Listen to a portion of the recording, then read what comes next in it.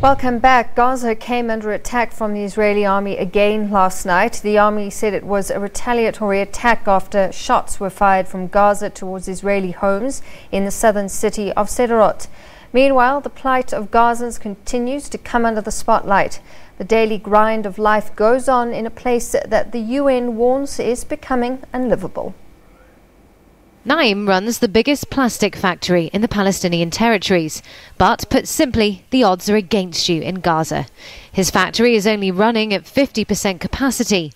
Nobody can afford the goods, and on average, Gaza only has about 4 hours of electricity a day. It's also on the border with Israel, and recent protests here have forced him to keep closing it, for fear employees could be shot at. Our company has been around for 45 years, and we're waiting for a future solution. If it continues like it's going, it'll be very, very, very difficult. We can't afford it, and the economy will collapse. There's been employee layoffs and salaries have been cut. Such is the reality, where around half of the population are unemployed. Gaza is under blockade from Egypt and Israel. That means people and goods in this narrow strip of land can't move in and out freely. Not only has this shattered the economy, but it's worn down its people, who liken living here to an open-air prison. One thing that really strikes you about coming to Gaza is just how young the population is. According to the UN, almost half of Gazans are under the age of 18.